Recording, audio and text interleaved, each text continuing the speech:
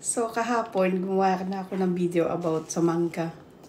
Ngayon naman, magmumukbang ulit tayo ng mangga. Mukhang dami niya, pero konti lang siya. So, ngayon, yung paborito kong sausawan, toyo, suka, at saka maraming bawang. Yung iba gusto alamang or bagoong, pero mas prepare ko tong toyo, suka, at saka maraming bawang. Since mataas ang dugo ng lola nyo, etong kainin, masarap. Lalaway na ako. So, eto, kain tayo. Mukbang ng mangga. Marami pa to eh. Nagmura siya, isang box, 10 laman for $6 and something lamang. So, say, bumili ako ng isang box. So, ngayon, para siyang hinog na pero hindi naman. Kain tayo. Lalaway na ako. Ganyan ako kumain, no? May lalagyan ng suka, tapos may bawang. Sarap.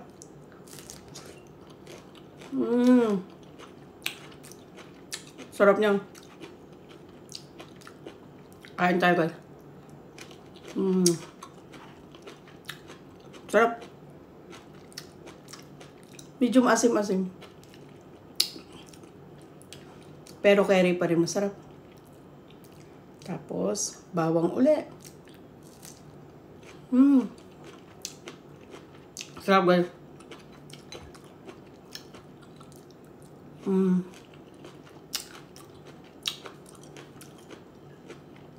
Kain tayo.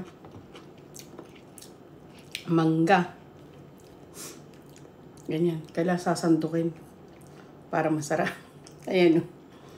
Sarap.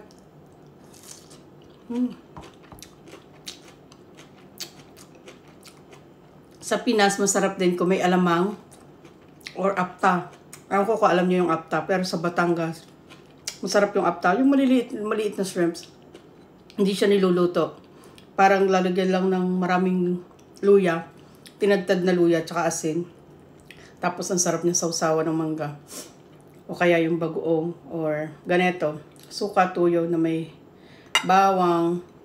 Tapos kakainin. Masarap pag high blood ka.